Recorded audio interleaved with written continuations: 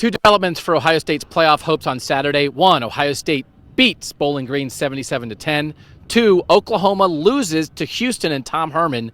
Doug Lesmerises, Ari Wasserman, Bill Landis for cleveland.com. Bill, Oklahoma's loss. Ohio State's there in 2 weeks. What does that mean for the Ohio State-Oklahoma game and the Buckeyes in the playoff? It takes a little bit out of that game, obviously. If it was undefeated versus undefeated, top 10 matchup, which is not going to be now, then that's a huge thing. It depends on how Ohio State's season ends. If they're on the playoff bubble and you have a win over Oklahoma that's slightly less impressive than we thought it was going to be last week, I think that affects their chances. But if they're Big Ten champs and they roll through teams like we saw them today winning 77-10, I don't think it's much of an issue. Ohio State fans who like Tom Herman were excited by Houston's win. It would have been better for Ohio State for Oklahoma to win. Yep. Ari, 77 points for the Ohio State offense. It's week one. Did that look like a playoff team to you? Yeah, I mean, it looked like a playoff team. They didn't play a playoff team.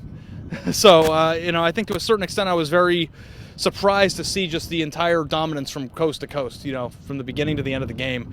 Looked like Ohio State was 2014-ish, not in the comparison from the roster, but in the way it felt in terms of just control of the game. Now, we'll find out a lot more here in the next few weeks when they do go to Norman, regardless of what happened today, but I do kind of have a slightly different view of Ohio State I might have had about 5 hours ago.